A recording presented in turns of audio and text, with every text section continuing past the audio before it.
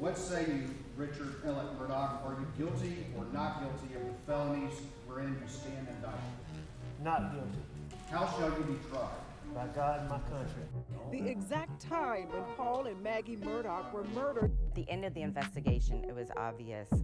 I'm not here to work with them, okay? And the whole point is to have this not fall into the wrong hands. This case is unique, it's unprecedented in South Carolina history.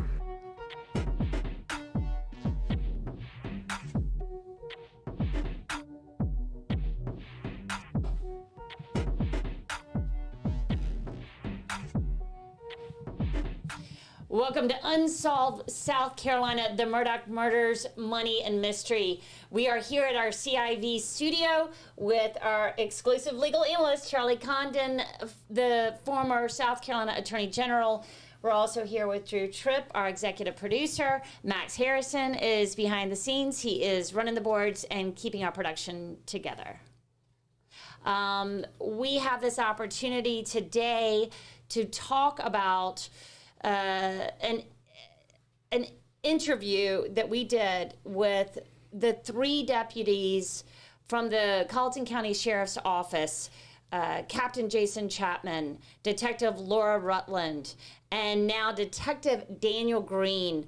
Sat down with myself, Tara Jabor, and Sam Griswold, who's our photojournalist, and Drew Tripp was there as well. It was so enlightening. It was so candid. We have been able to play back some of this long interview we did. They sat down with us for nearly 2 hours. Wow.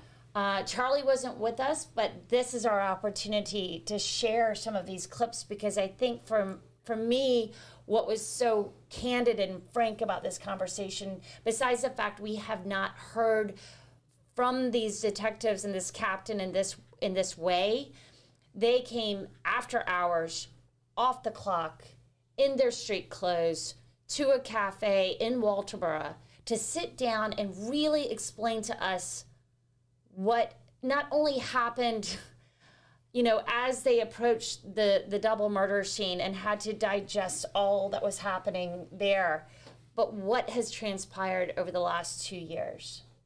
Absolutely fascinating. And Drew, you were able to be a part of that. And this just happened two nights ago. It was terrific. The insight we got and the questions we got answered, the lingering questions that I feel like we got answered. You know, we just sat down a week ago and did an update on the trial and tried to address some of those lingering unanswered questions. And so much of that was centered around law enforcement. And the big one, the defense made such a big deal, the Murdaugh's defense lawyers made such a big deal about trying to impugn and criticize the way the investigation was handled by local law enforcement, the Colleton County Sheriff's Office, and also by SLED, the state police agency. And immediately after the fact, okay, the burning questions for me is like, what's legitimate, what's not legitimate? Because you know that there's going to be some hyperbole, right, with the defense, and they're going to frame things in a certain way to make their case look a little bit better. And you want to hear from law enforcement about, okay, what in there do you take seriously, and what was that hyperbole? And we didn't initially get the chance to get any reaction to that from SLED, but the Colleton County Sheriff's Office, they can give us that same, nearly the same level of insight because we learned this week, they're intimately involved. Mm-hmm. It wasn't just with the initial investigation when they say they turned it over to SLED, they were still involved. And they really went blow by blow and logically took apart some of the criticisms and things that we heard through this trial, and it was just terrific. And you're going to hear some of that now. It's really, really enlightening, and we can't wait to share it with you. Yeah, absolutely. And with that, I kind of want to get into it. But first, Charlie, I just want to say thank you so much for joining us. We're certainly going to be hoping to bring you more exclusive to be announced interviews that we're going to be doing as we go through post-trial right now. But of course, there's so much more that we can talk about. Once again, the Colleton County Sheriff's Office. We're going to go ahead and play one of the first clips. And if y'all are watching this on streaming, you'll be able to watch this video as well. Right now, you'll be hearing it in the audio for the podcast. Never seen this guy before. I didn't remember ever seeing him on the news or anything like that, even with the whole boat crash thing. Like, I didn't pay a whole lot of attention to that news story, so it's not like I remembered him from that.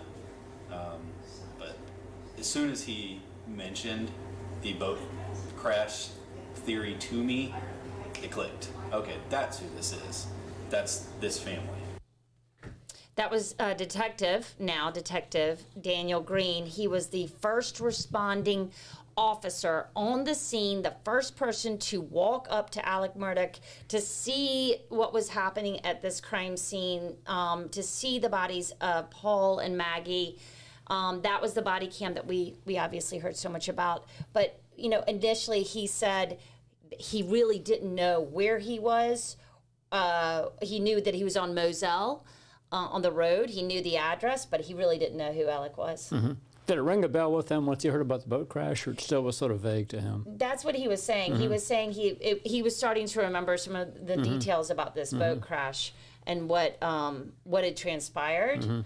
But as far as it's extraordinary, actually, because I think it was within 10 or 11 seconds of that body camera rolling and him coming up onto Alex Murdaugh. Alex immediately mentions. Yes, and I thought that really hurt the defendant by bringing up such a motivation for the murder so early on, because it tied in nicely to the defense's theory of why he committed these murders relative to the motive evidence. But by the way, congratulations on getting these officers together. That is an amazing bit of journalism there, because I think when you have folks together like that, the information you can get is insightful. And I think they were feeding it on off of each other as well, remembering details, and then the other one would be able to pick it up too. I definitely got the impression that these detectives and Captain Chapman had spent an inordinate amount of time working through these details and remembering through watching that body cam. Right. Did you have the feeling from them that they were a little bit, I shouldn't use this word, probably a bit too strong, smarting from the criticism of law enforcement investigation, or were they kind of past that and felt comfortable talking about it? They were perturbed. They were. That was I think that was the whole impetus for this. And they made that point clear. SLED's not going to talk. SLED's not allowed to talk. But we're here to be candid and frank with you. And they made clear also, like, hey, SLED has a field office in Walterboro. We know these people. We work with these people. I see. There are certain things that, and we're so grateful to them that they've been given, Captain Jason Chapman, Sheriff Buddy Hill, they were given leeway to come and explain to us and say to us and give us the insight that we're not going to get anywhere else, and that law enforcement perspective of what's legitimate and what's not. But they were certainly perturbed. They were aggravated. It wasn't. They know the deal. They know the game. They've been on the stand. They've all done this before. They know it's not personal. Right. But that's such a odd thing. Growing up, the longer you work, the longer your career is. Well, it's not personal. It's just a job.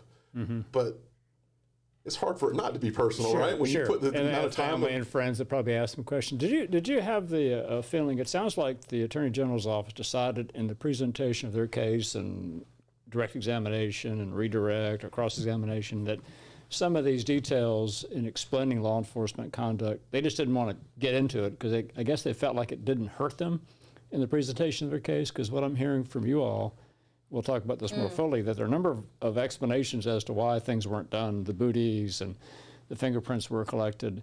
The fact that the state did not present that in their case for explanation. Is it a trial strategy that they thought, well, there's no sense spending time on that because it's not really hurting us? Or what do you think the reasoning would be as to why this information is now being presented? Well, I think that this information, well, first of all, such a complex case. And it was my impression that it was a little bit of, we need to pick our battles. and we need to right. figure out exactly where we need to go with this stuff. Right. That's typical. And like you said, if it's going to hurt the case, then absolutely we need to spend more time on it. But just talking to them, there were a million little details that would not have made, it would never made it to the stand or as evidence, but cleared it up for me. I see. Yeah, and it's hard to argue with a 3-hour jury verdict after a 6-week trial, right? I mean, it's really hard to argue with that. So the strategy obviously was an appropriate one. Well, and absolutely, I think, with all fingers and toes crossed as well, like when you start making those decisions, that must be really hard as a prosecutor. It is. You've got to, on both sides. I'm sure the defense, looking back, there are lots of decisions they might have done differently in hindsight, and same thing on the state. And one thing that I've often thought about during just thinking about court in general, people often talk about how defendants are not represented adequately, or there's a bad result because of the attorney not doing X, Y, and Z. Well, likewise for the state. I can't think of the number of cases that I've seen that have been poorly prosecuted, and if they'd been prosecuted differently, that person would have been found guilty. And so it works both ways. We have an adversarial system. We do have, it's a human system, so mistakes are made. But I think overall, it's the best in the world, and if you can point me to one that's better, I'm all ears. But I think it does work well, given the human frailties that exist in our life.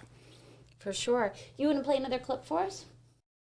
I mentioned before, it's called either stop sign or red light emotions.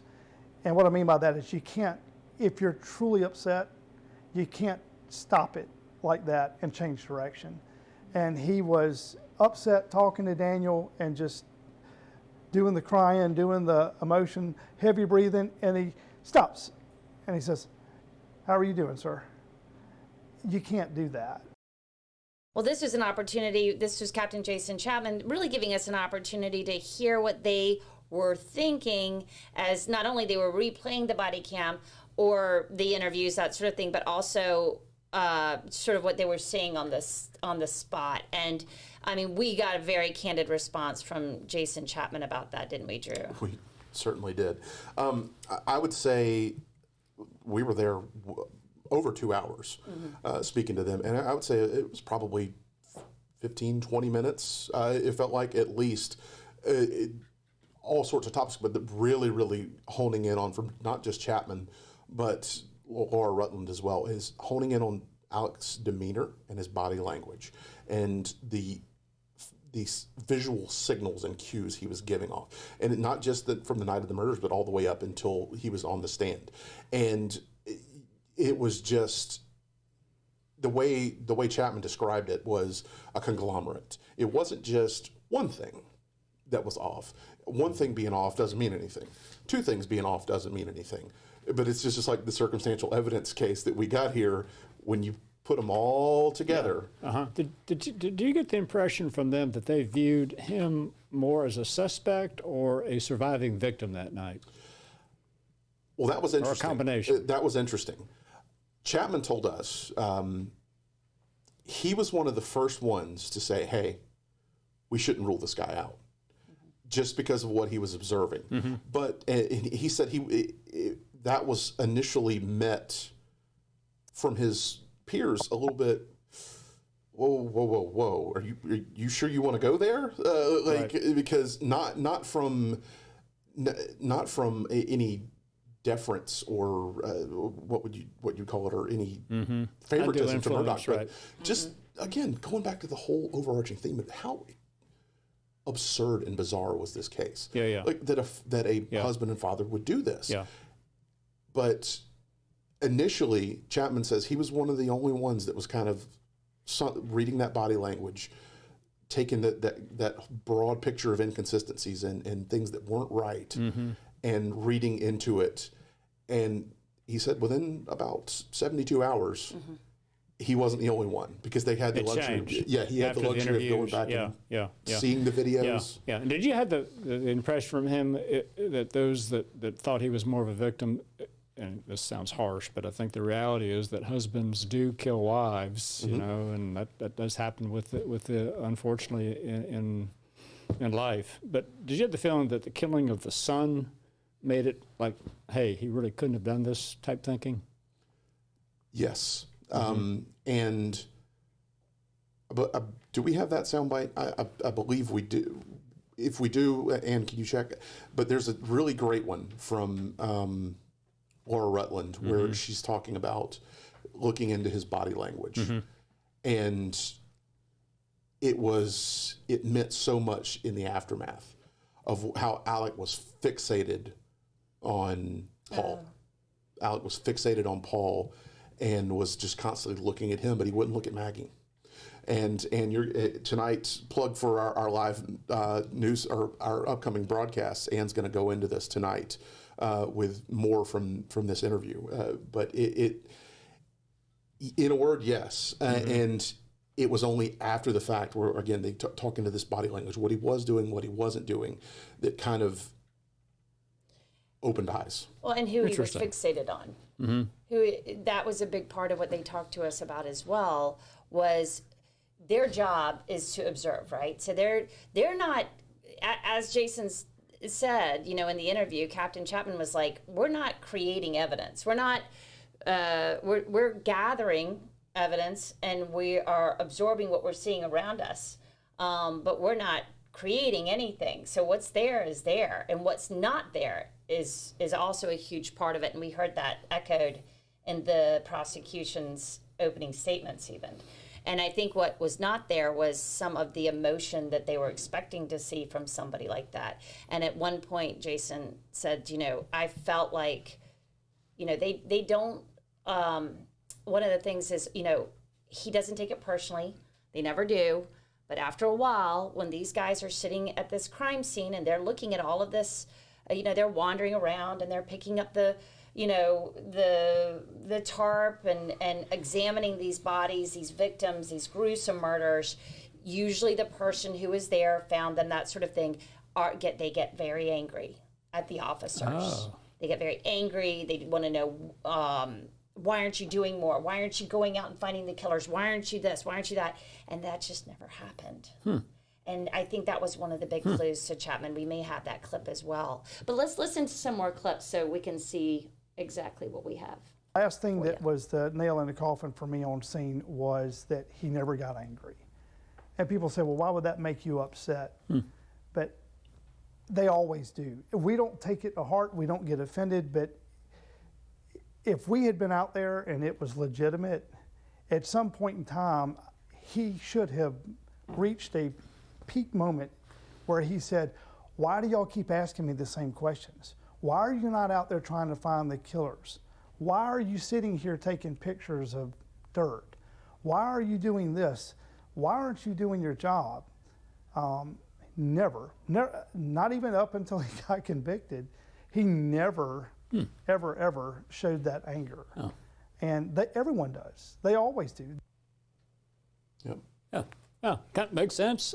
If they'd been slaughtered by somebody an hour before, right, that they would be in a relative vicinity of Colleton County, and why aren't there roadblocks? Why aren't you out there finding them? It makes sense from a law enforcement perspective. Hadn't thought about that, but very insightful.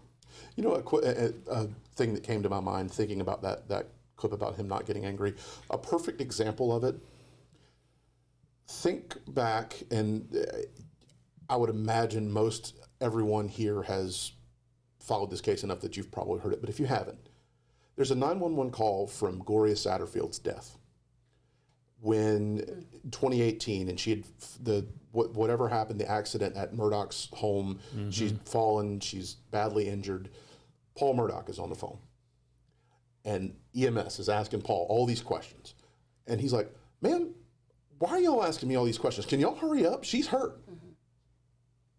That's what he's talking about. And they have to explain to him, Paul, we're on the way. Right. Us asking you these questions doesn't change anything. But that's what he's talking about. That legitimate, like, I'm telling you what's happening here.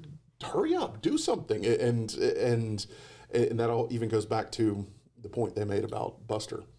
And right there in the closing arguments, 40 minutes after the murders, he finally thinks about Buster and getting him to safety and all that.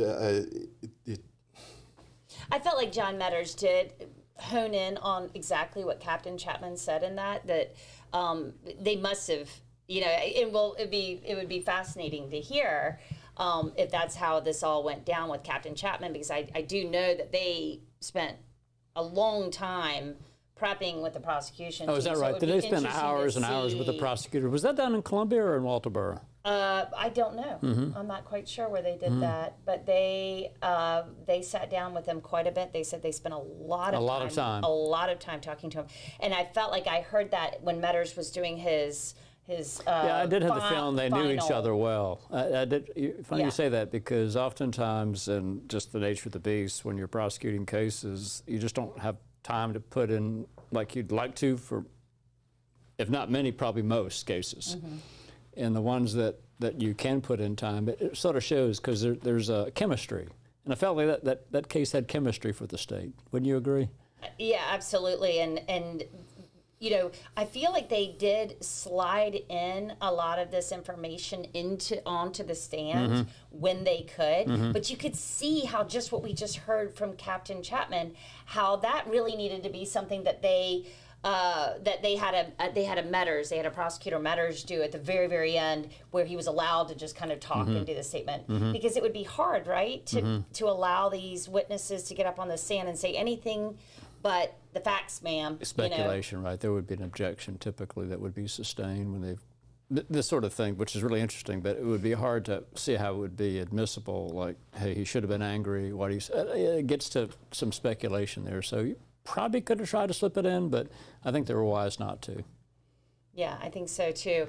Let's play another one, because we do have a couple of. I wanted to get as much as we could, so we could give you a. I think it's odd. No. You know why? It's a staged crime scene. You hear over and over and over again just the bombardment that the AG didn't have any evidence. It was all circumstantial, and it was primarily circumstantial evidence. But I ask you this, Alex killed his wife and Alex killed his son.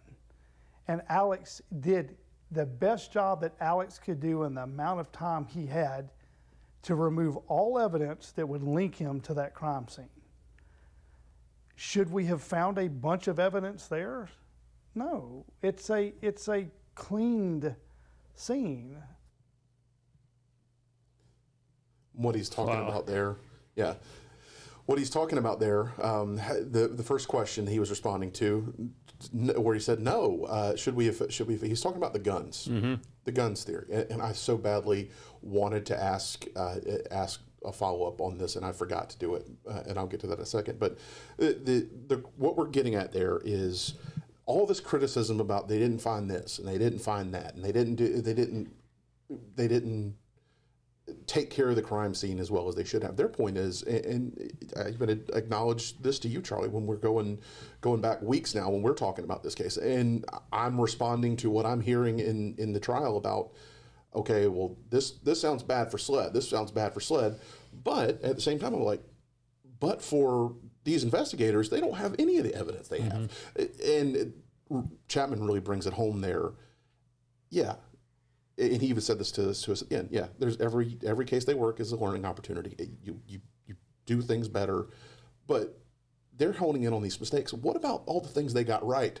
And oh, by the way, the things they got right in spite of Alex's efforts to throw them off the trail and keep them from finding. Like he very cleverly, that was their point. Alex cleaned up the crime scene and He had a pretty good alibi starting off, right? I mean, he wasn't there, right? He was at his mother's house. His ailing and his father went in the hospital. It had a lot of... We never talked about this, but wasn't somewhere that we heard that he had an ironclad alibi, or did I write that in the script? I went back and... Because I remember I didn't follow this as closely as y'all did, but I do remember, like, there was this information out there, I presume from the defense, that, yeah, he had a solid alibi. They put the notice of alibi in and said we weren't there, and and on the face of it, until you were able to, as we saw after weeks of testimony on this very point, you were able to show that it really wasn't an alibi. He could have done it quite easily. In fact, did do it quite, as they proved.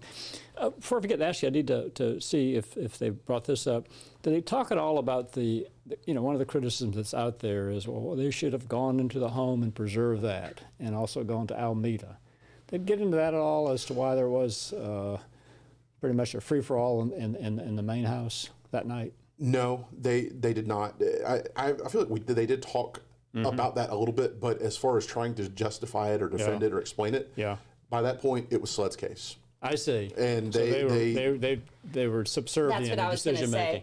There was definitely a line in the sand where they had to say, we are now assisting SLED. Laura Rutland, who knows absolutely zero about the Moselle or the Murdaughs, she is going to be our liaison because she is the only one that has absolutely no knowledge or connection to the Murdaughs. Oh, is that right? I thought Sheriff Hill made just a commendable decision that very night to call in SLED and to recuse himself. I mean, it showed some courage there and some leadership. It was like one of the first conversation that Chapman had with Sheriff Hill. He actually went through that conversation with us and said, he heard it come across basically as Daniel Greene is driving there. He's hearing what dispatch is saying, and he's literally putting on his clothes and his coat or whatever and headed out the door. And that's when Sheriff Buddy Hill calls and is like, hey, do you know where you're going?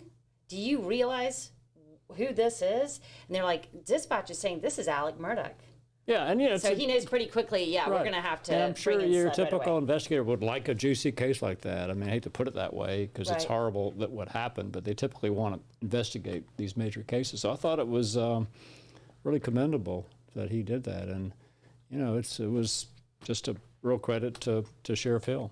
And the other part to that is they told us up front, not that we would ask them to do this, but they told us up front, like, listen, we're not gonna talk about SLED. We're not gonna talk about what SLED did. We're not SLED.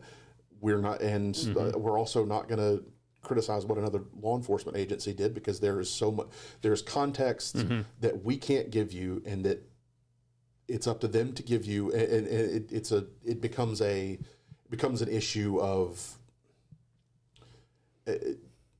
You want to say professional courtesy is a little bit of a underrepresentation of what I'm trying to get there, but it's professionalism in general. Because they're not going to get in there and tell us everything that SLED did wrong or speculate about what. But they did give you some explanations for some things, didn't they? They for did. example, I don't know if we need to talk about that now, but absolutely. I thought the booty was.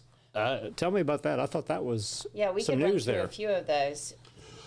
Well, the booty being the first one, they talked about how the defense brought in expert Ken Zersi, I believe it was a crime scene expert from university, and if you're going into that feed room and documenting evidence, they should have been wearing booties.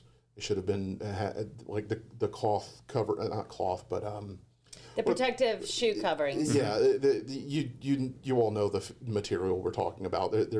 They're almost like paper. Paper type material. And Chapman's point was, okay, think about what is all over that crime scene. Outside of it, where are we going to put the booties on? We have to put the booties on outside of the crime scene. What's outside of the crimes, or not outside of the feed, not outside of the crime scene, excuse me. We have to put the booties on outside of the feed room. What's outside of the feed room? Water and blood, everywhere. The moment you put those booties on and start stepping, you're going to be stepping in more water and blood. The paper's going to absorb it, and then you're going to track it all in the feed room. So what's less likely to contaminate and smear and degrade the crime scene, but a rubber-soled shoe? Makes sense to me. What did they say about the fingerprints? That was interesting. They said that they did look for fingerprints, and they even pointed out how that there's one of the accepted ways to search for fingerprints is alternative light sources, and they said they did, and they didn't find anything. Wow! But you can't photograph a flashlight going on and off. You can't photograph. And that was the sheriff's office that did that, or was that SLED? That was sheriff's office initially when they got there. So they were looking for all of these fingerprints, but they're not going to be able to show us in evidence. I see that they did that. At that stage, trial. were they working under SLED's direction, or were they on their own at that point? They were assisting. Yeah. They were assisting SLED by that point. Yes, but they were that's standard protocol. Like they were there in a support role. They turned it over and they were there in a support role. But and they needed to be there. And until Sled's crime scene got there, which we heard was hours later, I feel like. It was, yeah. But that's a great, that's a great example, Charlie, of what you were just talking about, of what picking your battles and what do you actually bring into the trial? Because to me, that was actually pretty important. Like, well, where are the fingerprints? Why didn't you look for them? That bothered me to some degree, just from a layman's perspective. But as a prosecutor, what are you supposed to do when you hear, we checked, we did that alternative light source, you're not going to see, we can't photograph that for you. You know, I remember that day, what they might have been thinking, they might not have brought it up in their case in chief, and who knows, there was so much information, maybe they just simply forgot, or maybe they didn't think it was important. But in rebuttal, I suppose they could have, but I thought the witnesses they had in rebuttal that day were so powerful. I mean, each one after the other. They may have thought this was good, but didn't meet that standard that they had, because I remember that day, I just thought the case was just really solidified by their choice of what everyone was, I thought, just a killer witness for the state. So maybe that was the thinking. That makes sense. Well, should we play another clip? We probably have time for a couple more. I've got some more points, of course. Really uncomfortable not making him a part of the scene. Not that he was the shooter at the time, or not that he, was the only shooter at the time, but really, really, really hard for me with everything I had absorbed up to that point, excluding him from being involved. Well, and of course, that's him is Alex Murdaugh, and that's Captain Chapman saying, everything he was seeing, and he made it very clear, Yeah, he had him as, David Owens testified he had him in the circle from day one, of course, but it sounds like he had him in the middle of the circle. Yeah, I mean, he said that every time it was the demeanor. He kept on going back to the demeanor and the body language that he was really, really studying. All three of them talked about it. They all three talked about that body language were things that they just couldn't get past. Like the fact that he, this ability to turn on and off the emotions like this. That he always seemed to be kind of looking off. Yeah, he did that. Remember we testified to on his direct examination and cross-examination? I felt that about him too. And also, as I sat behind him, a couple rows behind him during the trial, you could sort of sense there was you had to say it's acting, because who knows what's going through someone's head really. But looking back, I can appreciate what he's saying, because it did seem like there was a off and on switch there. That most people don't have. It's more of a continuum, but his was definitely off and on. Well, and Laura Rutland made this extraordinary comment that it was Paul, while he was describing what he was seeing and what he was doing through this experience, was it that he, speculating sort of, was this the trauma of seeing Paul? Right. Or was he now traumatized by what he had done to Paul? And it was also the idea that he was looking off as he was telling them, because he was retelling a story that he was comfortable with. This is the way they described it. But when they would ask him a question that was off the cuff or off his script, he would either he would turn his head or look the other way. And they said his body language kept on telling. Did they have many conversations with him that weren't on body cam? You can cut those things off. Chapman did. Really? Chapman They cut did. the body cam off and talked? Yes, What did and he say? that was, we talked about that like 2 days ago. That was one of the first things that we put on the air, and we can, we will have a link to that in some of these stories. But go ahead, Drew, tell them about that. Yeah, so the part that we got from Chapman that didn't happen in front of a camera, he was questioning Murdaugh. And Murdaugh told him the story about Paul's phone. And Chapman says Murdaugh told him that he removed Paul's phone from Paul's pocket. It didn't fall out. And not only that, he picked it up and said he was, Chapman says this, he gives it better credit. He said Alex told him, I was looking at his phone, I was looking for Evan, and he stopped himself. What? And then I realized I shouldn't do that, and I put it back down. And that story changed. That story changed when he got in the car with David Owen and Laura Rutland. Max, I believe we have Laura Rutland's comment from Laura Rutland, more talking about just this in general, but the changing stories, the not making eye contact, the on and off emotions. Again, that's what we got to in the very beginning, the whole picture. You want to play that? You know, when he was describing Paul and breaking down, I initially thought this was genuine emotion and genuine trauma. Of course, now I know, yeah, he was traumatized, but not by what he had found. He was traumatized with what he had done. Well, that's such an honest answer, isn't it? That she was tricked, basically.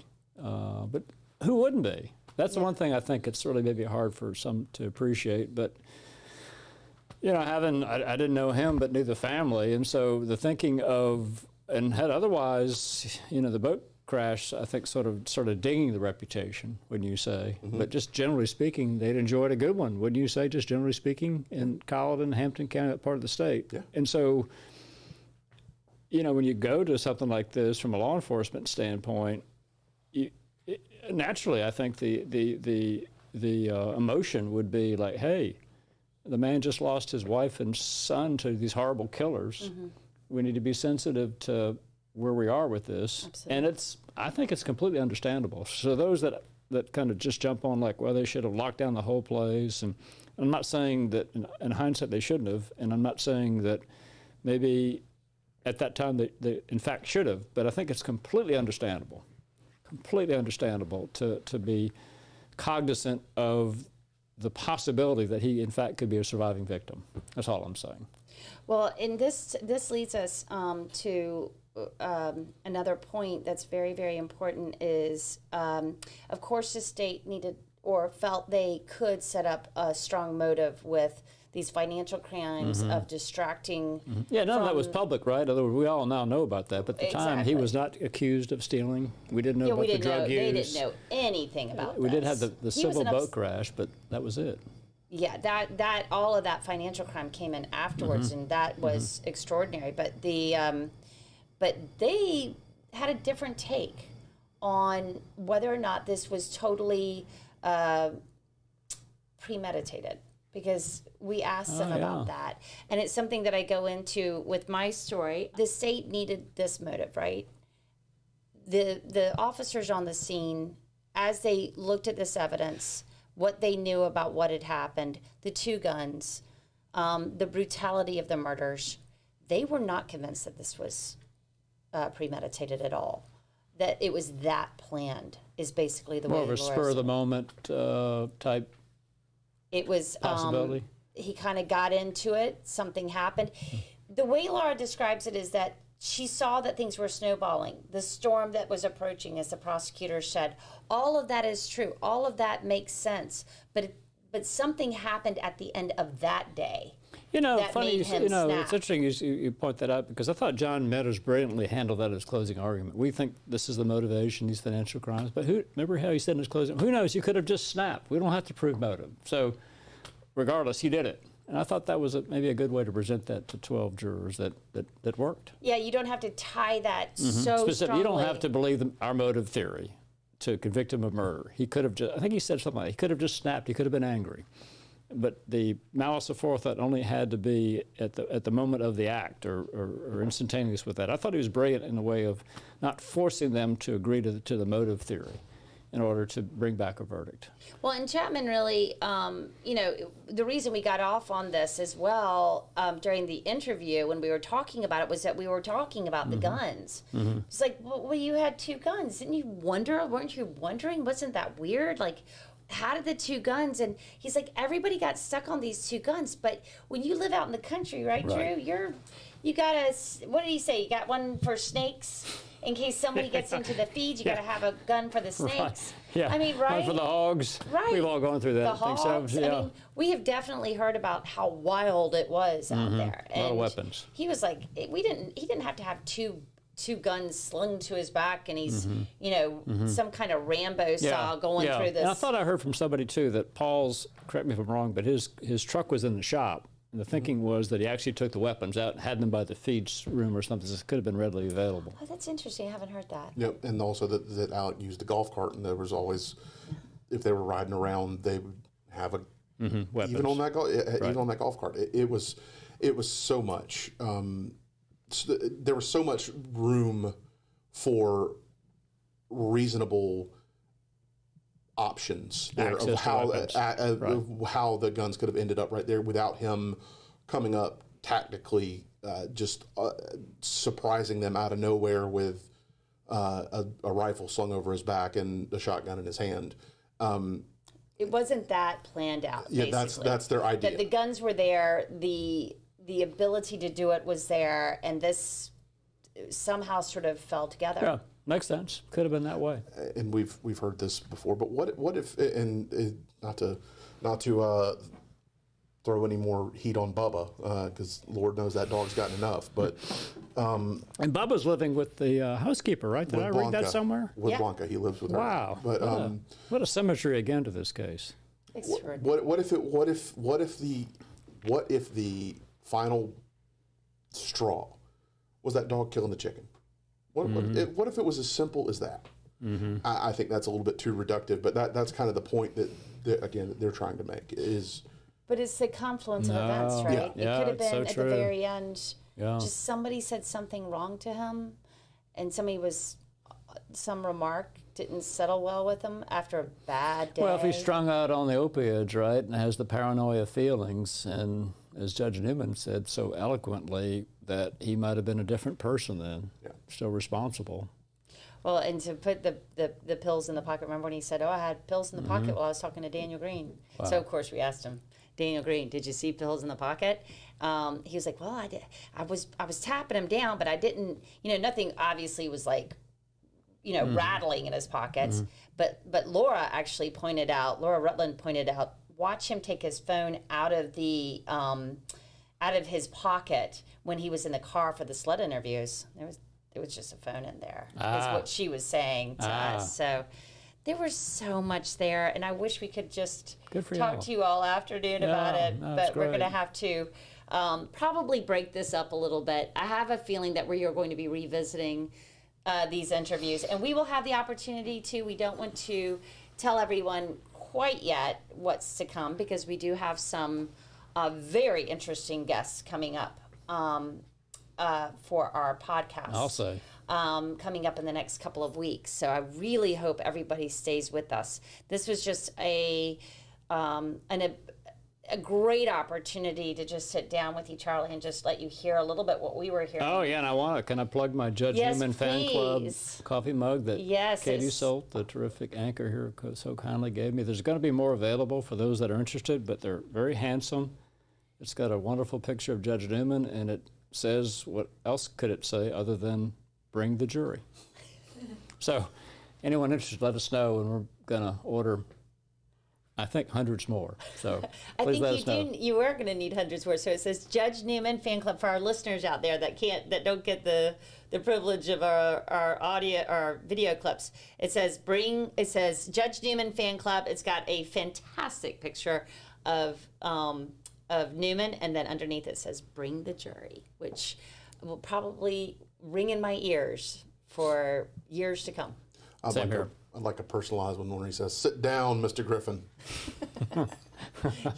He had a couple of really good moments in there. That is absolutely right. We'll send that to Jim. No. I appreciate your time today, and my pleasure. We will be back very soon. Actually, you will see us again next week with more on post-trial of the Murdaughs.